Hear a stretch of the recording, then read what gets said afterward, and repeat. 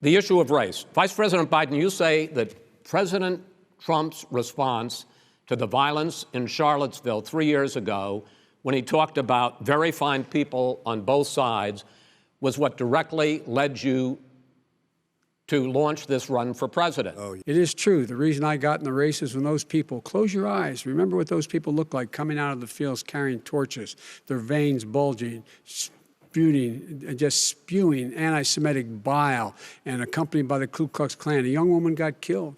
And they asked the president what he thought. He said there were very fine people on both sides. No president has ever said anything like that. It is who's now, who second, sir. Second point I'd make to you is that when Floyd was killed, when Mr. Floyd was killed, there was a peaceful protest in front of the White House.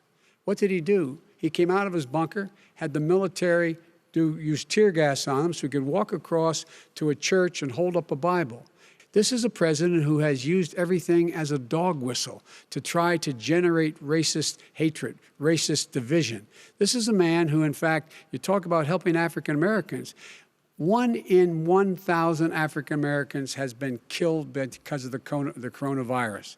And if he doesn't do something quickly, by the end of the year, 1 in 500 will have been killed. 1 in 500 African Americans.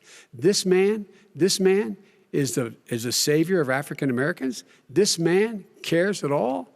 This man's done virtually nothing. Look, the fact is that you have to look at what he talks about. You have to look at what he did. Why should Americans trust you over your opponent to deal with racism? He did a crime bill, 1994, where you call them super predators, African Americans, the super predators, and they've never forgotten it. They've never forgotten it, Joe. No, sir, it's his 2 minutes. So you did that, and they call you a super predator, and I'm letting people out of jail now that you have treated the African American population community, you have treated the black community about as bad as anybody in this country. There's systemic injustice in this country, in education and work and in law enforcement and the way in which it's enforced.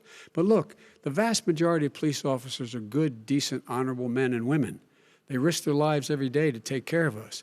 But there are some bad apples. And when they occur, when they find them, they have to be sorted out. They have to be held accountable.